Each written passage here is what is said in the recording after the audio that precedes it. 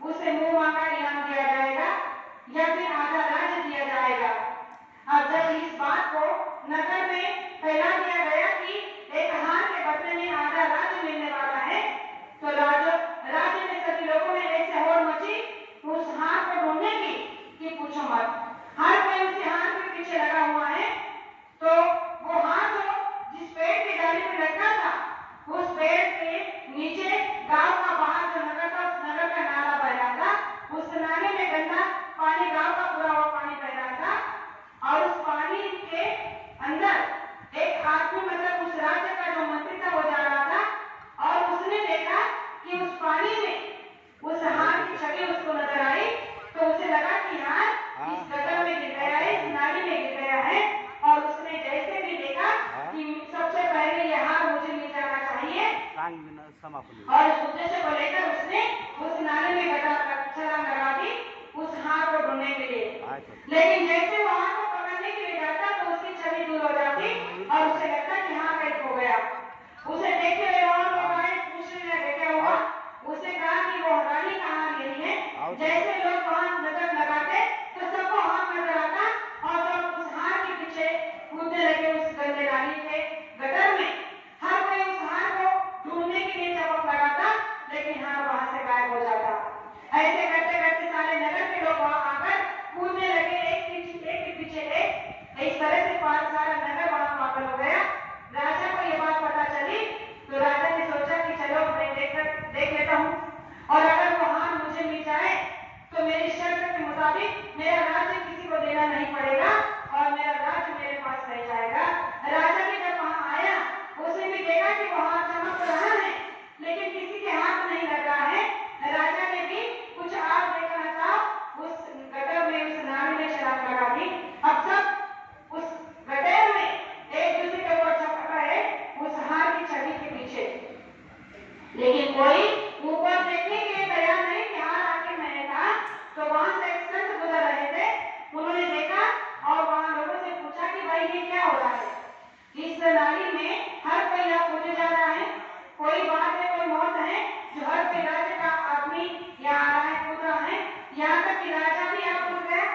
तब राजा ने कहा कि अरे संत महात्मा जी, हमारी पत्नी का नौकर का हार गुम हो गया है और वो यहाँ दिख तो रहा है लेकिन किसी के हाथ नहीं आ रहा है, और बस उसी को चपेटने के लिए, उसी को लेने के लिए सब लगे, क्योंकि जो कोई इस हार को लाकर देगा उसे मैं आधा राज्य देने वाला हूँ। तो महात्मा जी ने जैसे ही ऊपर देखा तो हंसने लगे, हंसते हंसते कहने लगे कि अरे पागलो, तुम सब नीचे ढूंढ रहे हो लेकिन कभी किसी ने ऊपर देखा? अगर एक बार ऊपर देख लेते तो ये जो आप कर रहे हो ये कोई नहीं करता, क्योंकि जो हार आप ढूंढ रहे हो वो तो ऊपर लटका हुआ है और नीचे जिसके पीछे आप लगे हो वो उसकी परछाई है, वो उसकी छवि है, और छवि कभी किसी के हाथ लगी है। और जैसे ही सबने ऊपर देखा तो सब शर्मसार हो गए।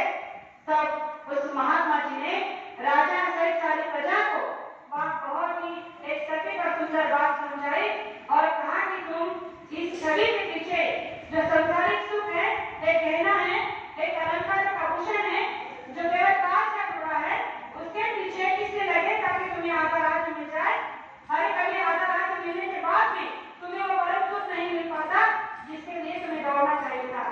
अरे ये तो कांच का टुकड़ा है लेकिन फिर भी तुम्हारे हाथ नहीं लगा क्योंकि तुम उसकी परछाई के पीछे पड़ रहे हो, उसकी परछाई के पीछे लगे हो। तो गुरु महाराज ने यही बात हमें समझाने की कोशिश की कि आज हम अगर इस संसार में पड़े हैं, इस संसार के पीछे दौड़ रहे हैं कि ये मेरा, वो मेरा, ये मेरा हो जाए, वो मेरा हो जाए, ये मुझे मिल जाए, वो मुझे मिल जाए, तो ये केवल इस संसार की परछाई है और इस परछाई से हमें परम सुख कभी प्राप्त नहीं होगा। अगर परम सुख को प्राप्त करना है तो ऐसे पहुंचे संत के दरबार में जाकर, उनके चरणों में जाकर, उनसे रास्ता लेकर, जो रास्ते पर चलकर हम अपने आत्म कल्याण की साधना करेंगे तो इस परम सुख को हम प्राप्त कर सकते हैं। इस भौतिक संसार की इस छवि के पीछे दौड़कर कोई मतलब नहीं। ये नहीं कहा जाता है कि आप संसार ही मत करो। गुरु महाराज ने कहा कि आप संसार करो, क्योंकि संसार करने के लिए तो मनुष्य शरीर मिला है, लेकिन संसार में उतना ही फंसो, उतना ही करो जितनी जरूरत है। जरूरत से ज्यादा अगर समय आप देना चाहते हो तो आपकी आत्म कमाई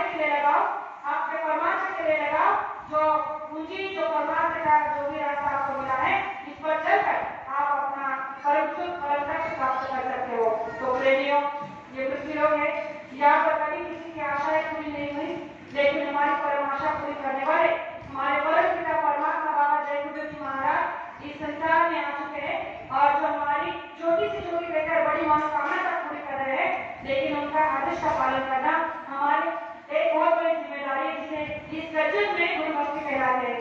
तो गुरु भक्ति का मतलब है कि जो गुरु आदेश का पालन करता है। तो गुरु आदेश का पालन है कि सप्ताह में एक बार शाकाहार प्रचार में चले जाए, जहाँ पर साप्ताहिक या फिर ऐसे कोई छोटे मोटे लघु सत्संग, बड़े सत्संग में चले जाए, या फिर जहाँ कहीं भी सादा शिविर लगता है वो सादा शिविर में चले जाए। तो ऐसे बहुत बड़े बड़े ऐतिहासिक सत्संग के लिए जुड़ने के लिए अगर हम अपने आप को समय देते हैं तो इस रज्जु की सच्ची और बड़ी परम भक्ति कहलाती है। तो आप सभी इस बातों का ध्यान रखें और आने वाला हर एक पल, हर एक साल हमारे केवल हमारे आत्म कल्याण के लिए खर्च हो, इस बात का ध्यान रखें। जो बातें आपके सामने भी हो सकता हो कहने में एक आध शब्द ऐसा मुझे गया हो जो मुझे नहीं कहना चाहिए था, तो मुझे आपकी छोटी बेटी समझ कर माफ करना, जैसे आशा करती हूँ। और मेरे दर्शक को नहीं